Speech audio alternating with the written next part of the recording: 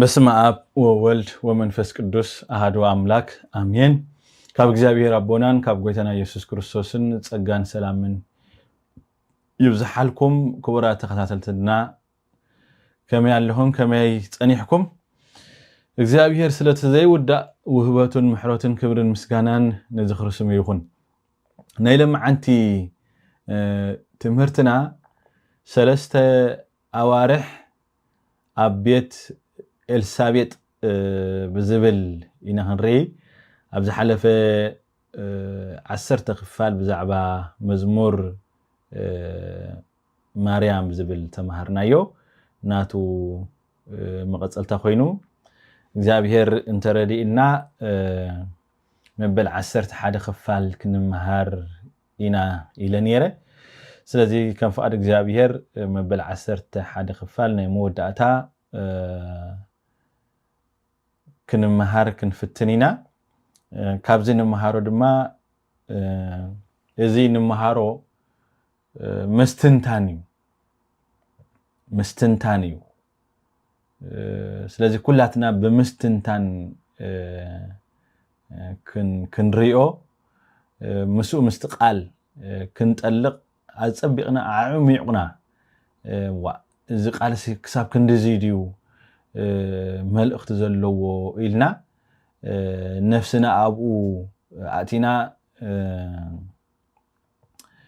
ክንመሃረሉ ክንልወጠሉ ይግባእ ማለት ብኸምኡ መልክዕ አዳልየ ዘለኹ እታ ንመሃራ ቃል ሰለስተ አዋርሕ አቤት ኤልሳቤጥ ዝብል ኮይኑ ካብ ወንጌል ሉቃስ ምዕራፍ 1 ፍቅዲ 56 ዘሎ ይኸውን። እቲ ቃል ማርያም ድማ አስታት ሰለስተ አዋርሕ ዝኸውን ምስኣ ተቐመጠት ድሕሪዚ ናብ ቤታ ተመልሰት ብዝብል እዩ ክኸውን።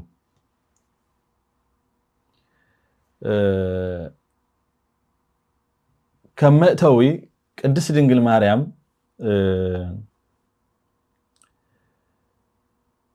ኣብዚ ጥቅሲ እዚ ከም ቀሊል ታሪኻዊ መደምደምታ ክመስል ይኽእል እዩ። እንታይ ኢና ኢልና ቅድስት ድንግል ማርያም ብመልአኽ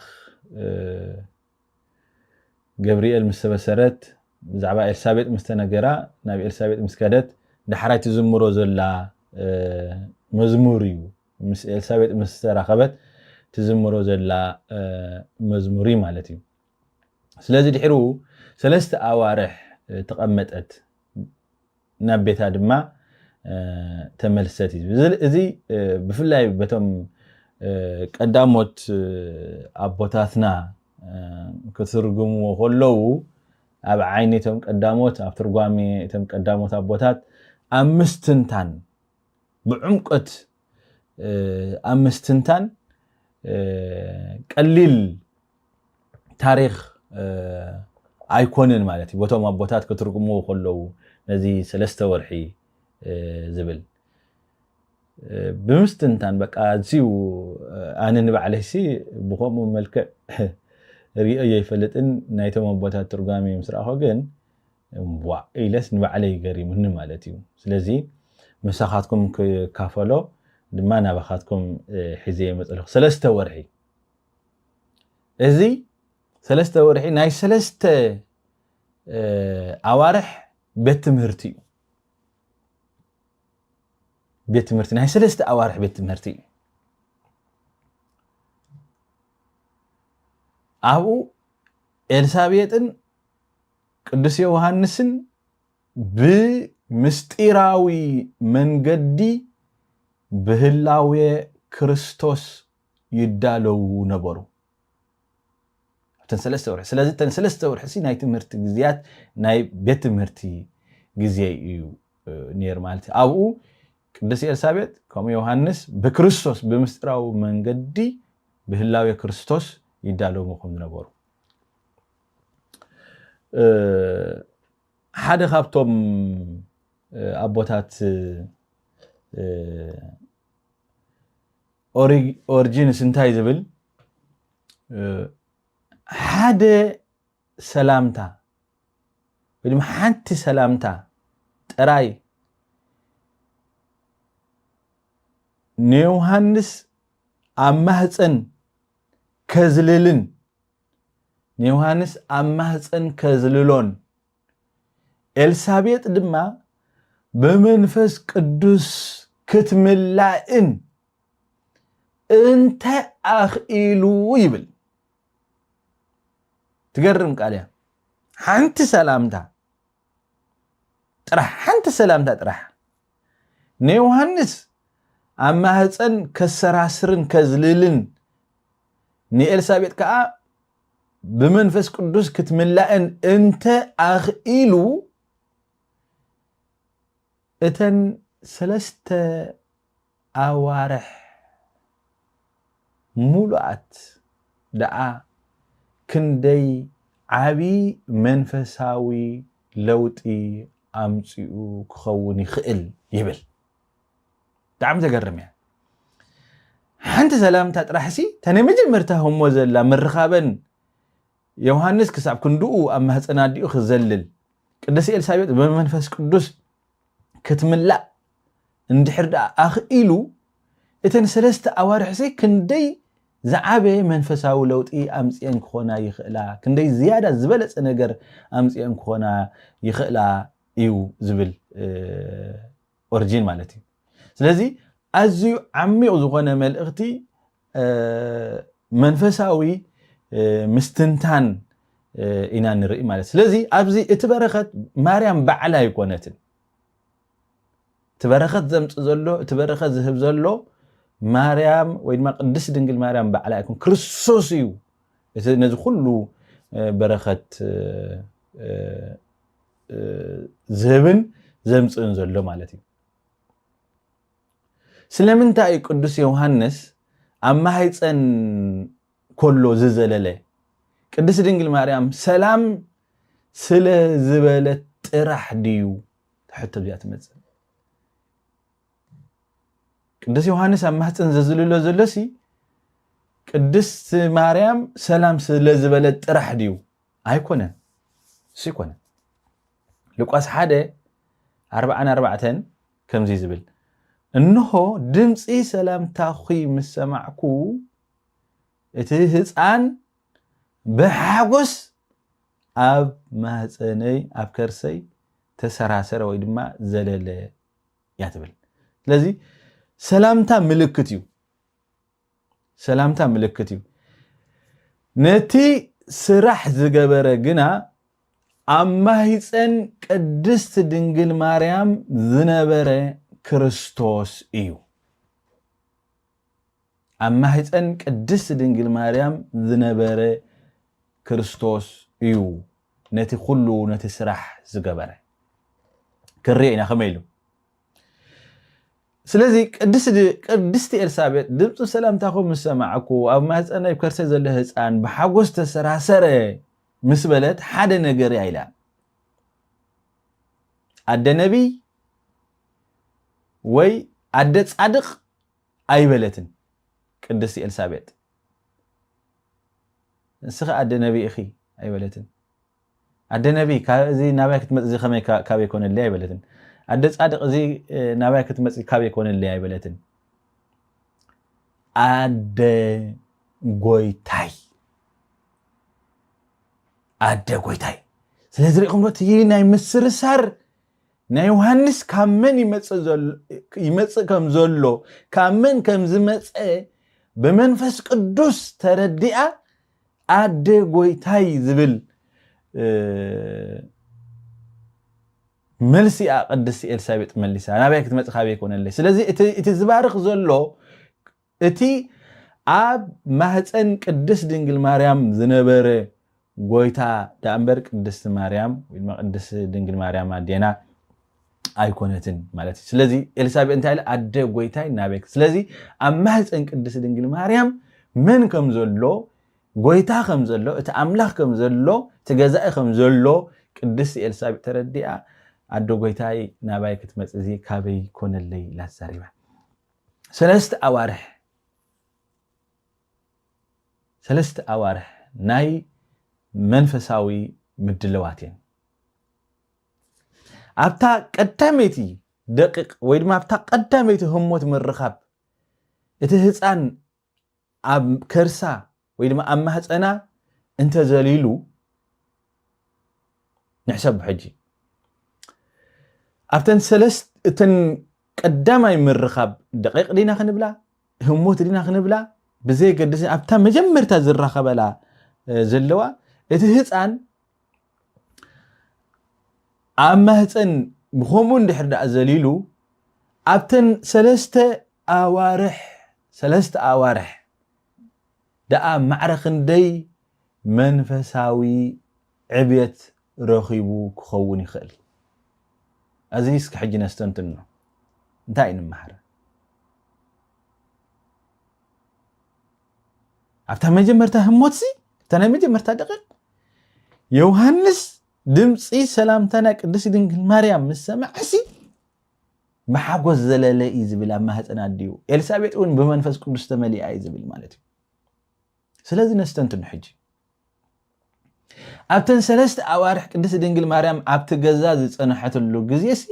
ማዕረኽ እንደይ መንፈሳዊ ዕብየት ተፈጢሩ ኾውን ይኽእል መጽኢ ተረኺቡ ኾውን ይኽእል እዚ እንታይ ምህረና ምስ ክርስቶስ زوسد جزء كنتو أيقونن إدمان نخنت سقيلو أي خيدني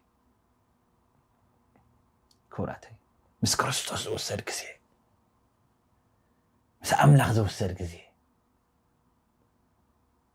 رأيوا أمو حنت دقيق مس كريستوس حنت دقيق مس كريستوس هو التغيير نخلو بقى مزقب كله تغير تعصو مس كريستوس زخنت حتى دقيق مس كريستوس هو التغيير سلست أوارح دما نحاد نبي يدالو سلست أوارح نحاد النبي يدالو قدس أمبروس بزعبا زي انتاي زبل أدقويتا نخندز زأكل نويح جزيء أبتابيت كتصنح كلا يتهزان كساع كندي زبالي منفساو عبيت بصحك خون كم زخيل كنقمت نخيل بزخم زدما اتنبي نتي أكيد مؤوز نبرة عبي منفساوي كالسي قدوس مدلاو تقبل يبل قدوس أمبروس تعم تقرم يعني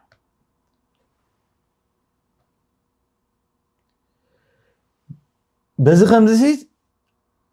قدس دنگل مارام نخندز أكل أفت جزا ختصنح كلا مساعتهم كسي تهز أنسك ساع كندي كميز بلا زيادة منفسه عبيت بس يحقق خون كم زقل كن قمت نخيل بل بس خمسة دم اتنبي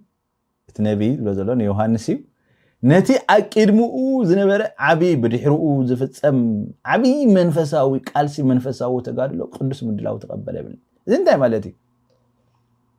قدس يوحنس جينا يتولدن زلو جينا يتولدن زلو እግዚአብሔር ግና አብ ማህፀን የዳልዎ ነበረ እግዚአብሔር ይመስገን እግዚአብሔር አብ ማህፀን የዳልዎ ነበረ ንሓደ ዓብይ ተልእኾ ንሓደ ዓብይ መንፈሳዊ ቃልሲ መንፈሳዊ ተጋድሎ የዳልዎ ካብ ማህፀን ጀሚሩ እግዚአብሔር የዳልዎ ነበረ نعبي تلأخو بكا نعبي تلأخو يقولس نعبي قالسي for the great battle يزبلو بكا قدس بزخون مدلاو مغنيات رئينا إنا يوحنس بدحرقو أبرخا كندي مدلوات غيرو مسعابه مستولدي ابرخا ምድለዋት ገይሩ ብድሕሪኡ ንንስሓ ዝኣክል ንዝኸውን ስብከት መንግስቲ ሰማያት ቀረቢያ መንስሓ ተው እናባለ ፈሪሳውያን ንነገስታት ንኹሉ ገሲጹ እቲ ናቱ ቃልሲ ዓቢ እዩ ነይሩ ማለት እዩ ዓቢ ዝኾነ ቃልሲ እዩ ነይሩ ማለት ስለዚ እግዚአብሔር ብኸምኡ ገይሩ ካብ ማህፀን ጀሚሩ የዳለዎ ነይሩ ማለት እዩ እግዚአብሔር ቅድሚ አገልግሎትና እንታይ ገብረና የዳለወና እዩ በቃ የዳለው እግዚአብሔር አቀድሙ ይሰርሐካ ነቲ አገልግሎት ብቁዕ ክሳትኸውን ሎም ትሽግር ዘሎ ካይተዳለና ናብ አገልግሎት ስለናአቲ ክርኢና ኣብ መጽሓፍ ቅዱስና እዚ ሕግዚ ልሙዲ ኣሎ አቦና ሙሴ 40 ዓመት ኣብ ምድረ በዳ እግዚአብሔር አዳልይዎ ንአገልግሎት ንኤልያስ አዳልይዎ እግዚአብሔር ንቅዱስ ጳውሎስ ኣብ ዓረብ ወሲዱ ንአገልግሎት አዳልይዎ ንቅዱስ ዮሐንስ መጥምቅ ከዓ ካብ ማህፀን ጀሚሩ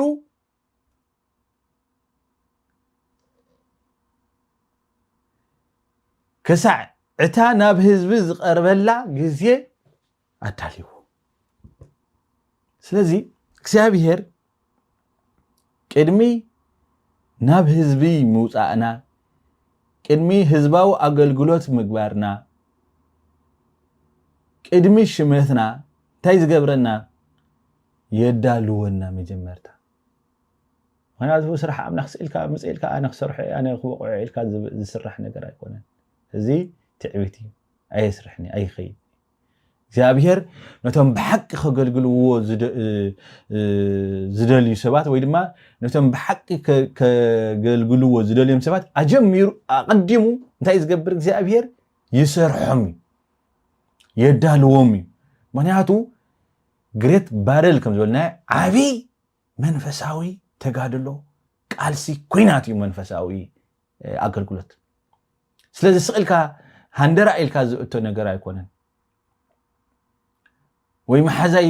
ገብረሎ መሓዛይ መታዓቤተይ ገብርዎ ኣለው ኢልካ ዝእቶ ነገር ኣይኮነን ክንደይ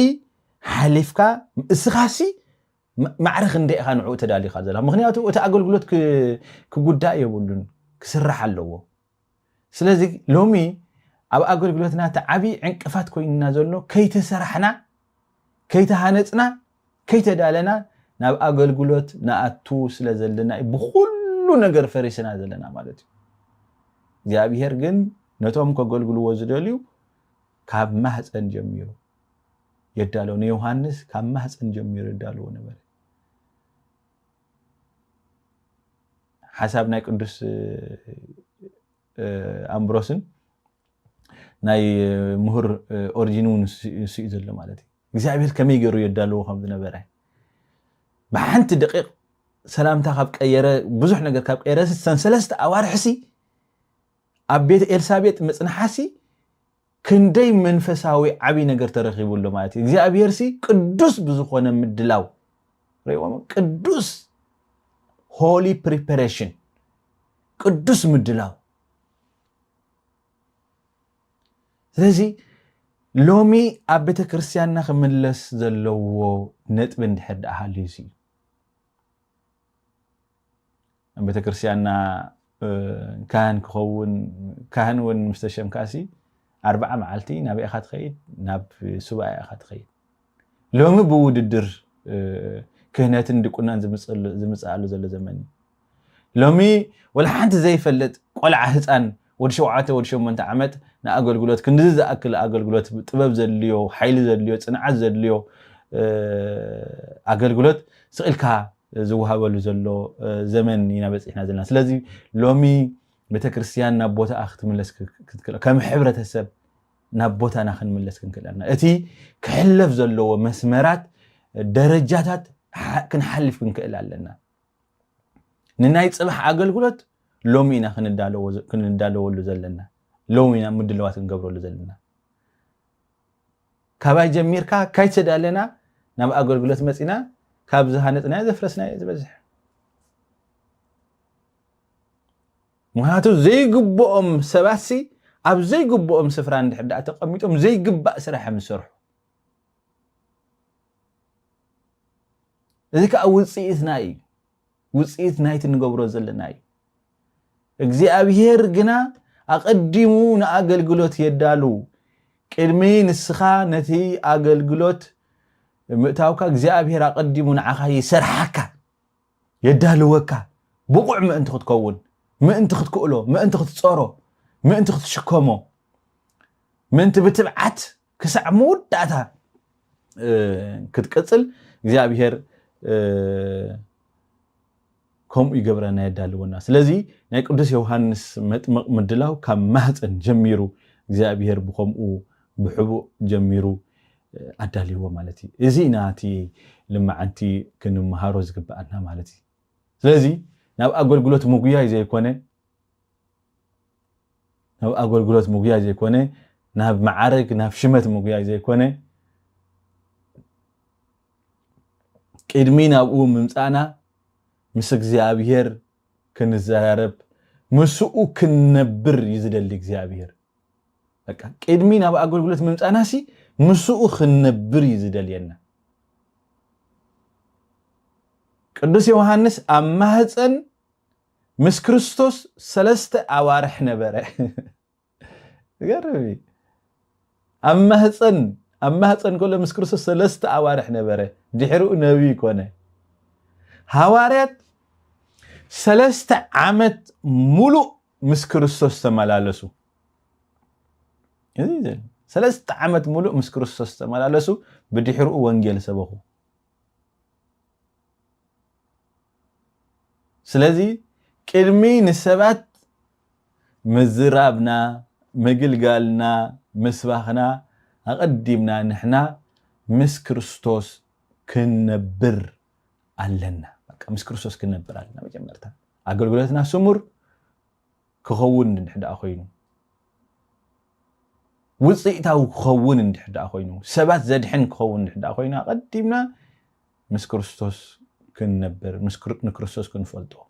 ጎይታዬ ኣባይ ዘለካ ዕላማ እንታይ እዩ ኢልና ኣቅድሚኡ ክንወድቕ ነዚ ኣገልግሎት እዚ ኣነ ኣይክእሎኒ ኣይጾሮኒ ንስኻ ሓይሊ ሃበኒ ንስኻ ለኣኸኒ ብፍቃደይ ይኸይድ ከይህሉ ይኣትዎ ከይህሉ ብስምዒተይ ይኸይድ ከይህሉ ፍቃድካ ተምርሓኒ የማናይትኻ ትደግፈኒ ክንብል ይግባእና ዚና ንምሃር ቅድስት ድንግል ማርያም ናይ ቤተ ክርስቲያን ምስልያ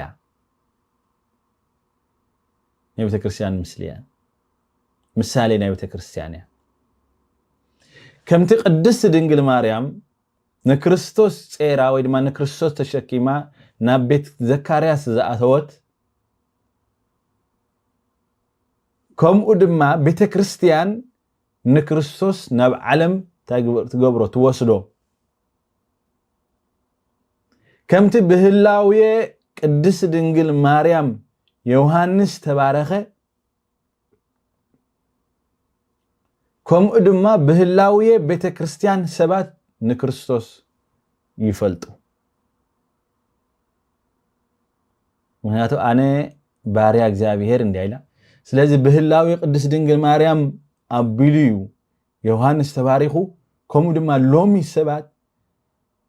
ብህላዊ ክርስቶስ ብህላዊ ቤተ ክርስቲያን ይቕረታ ብህላዊ ቤተ ክርስቲያን ገይሮም እዮም ንክርስቶስ ዝረኽብዎን ዝፈልጥዎን ማለት እዩ ስለዚ ቤተ ክርስቲያን ንክርስቶስ ናብ ዓለም ትወስዶ ማለት እዩ ወንጌል ትሰብኽ ንሰባት ተላልዮም ብዛዕባ ክርስቶስ ምድሓን ክርስቶስ ነግሮም ተውሪ ጥዑም ዜና ተበስር ሽዑ ክርስቶስ ሰባት ብቤተ ክርስቲያን ገይሮም ንክርስቶስ ይረኽብዎ ማለት እዩ ንመወዳእታ ትምህርትና ቅድስት ድንግል ማርያም ካብ ቤት ኤልሳቤጥ ተመሊሳ እትበረኸት ግና ምሳ ኣይተመልሰን ማለት እዩ እታ ቤት ተመሊኣ ብበረኸት ማለት እዩ ዮሐንስ ኣብ ማህፀን ተዳልዩ ኤልሳቤጥ ብመንፈስ ቅዱስ ተመሊኣ ዘካርያስ ከዓ ብትንቢት ተዛሪቡ ማለት እዩ እዚ ኩሉ እንታይ ዘርእየና ክርስቶስ ናብ ሓደ ቤት ምዝኣቱ እቲ ቤት ملو مقيار كم زقبر مالتي كم صنو حيتعرفني كريستوس مس مصاسي انت اي زقبر يملئو تبرخت مالتي سلازي ابي زكرياس 3 اوارح استفصمه مستير لومون ابيته كريستيان انت اي زقبر زلو يقصل ايو زلو مالتي كريستوس ناب لبنا انت اتيو نفسنا تغير بيتنا يبارخ አገልግሎትና ይቀደስ ከመ ዮሐንስ ንጎይታ ዝተዳለው ሰባት ንኸውን ማለት እዩ ክርስቶስ ናብ ልብና እንተ አትንታይና ንኸውን ነፍሲ ፍጽምያ ትቀየር በቃ ሓድስ ሰብ ትኸውን ነፍሲ እግዚአብሔር ይመስገን በቃ ምንነት ካስ ይቀየር በክርስቶስ ሓድሽ ይኻ ትኸውን ካልአይ ቤት ይባረኽ በበረከታት መልእ ስለዚህ ቅድስት ድንግል ማርያም ናብ ገዛኻ እንድሕዳ መጽያ በረከት ይመልእ አሎ ማለት እዩ ምክንያቱ ቃል እግዚአብሔር እዩ እቲ ኣብኡ ዝነገር ዘሎ ክርስቶስ እቲ ዝነገር ዘሎ እቲ ዝባረኽ ዘሎ ክርስቶስ እዩ ዝቅድስ ዘሎ ክርስቶስ ኣብ ኦሪት ውን ካይገፍሐና እምበሪ ካልእ መዓልቲ ከምጾ ከፈተኒ ታቦት እግዚአብሔር ናብ ቤት እቲ አቢዳራ መስአተወዩ ቤቱ ተባሪኻ ማለት ልክዕ ከምኡ ኻኒ ታቦት እግዚአብሔር ናይ ሓድሽ ኪዳን ውን ታቦት ያ ቅድስት ድንግል ማርያም ክርስቶስ ውን ባዕሉ ታቦት ክልተ ትርጉም ይዘለዉ ናብ ቤት ዘካርያስ መስአተወት ቤት ተባሪኹ ስለዚ ቤትና ይባረኽ ክርስቶስ እንድሕር ዳ መጽዩ ቤትና ይባረኽ አገልግሎትና ቅዱስ ሉሉይ ፍሉይ ይኸውን ከም ዮሐንስ ንጎይታ ዝተዳለው ሰባት ንአገልግሎት ንፍጹም አገልግሎት ንቅዱስ አገልግሎት ንዚ ሰርሕ አገልግሎት ንተግባራዊ አገልግሎት ድለዋት ሰባት ንኸውን ማለት ክብርን እግዚአብሔር ይኹን ክብርን እግዚአብሔር ይኹን ስለዚ ክርስቶስ ምሳና ከነበር ንሕና ድማ ምስ ክርስቶስ ክንነበር ክንመሃር ክንቅደስ ነፍስ ህይወትና ነፍስና ክቀየር አገልግሎትና ቅዱስ ክኸውን ንዕኡ ንአገልግሎቱ ፍልያት ሰባት ዝተዳለና ክንከውን ይግባአና እዩ እግዚአብሔር ይደግፈና ጸጋ ጎይታና ኢየሱስ ክርስቶስን ፍቅር እግዚአብሔር አቦን ሕብረት መንፈስ ቅዱስን ምስ ኩላትና ይኹን በረከትን ረድኤትን ንጽህተ ንጽሃን ቅድስተ ቅዱሳን እማ አምላክ ድንግል ማርያም ምስ ኩላትና ይኹን ስለሰማዕኩምኒ يغني لي كبرت يحبلي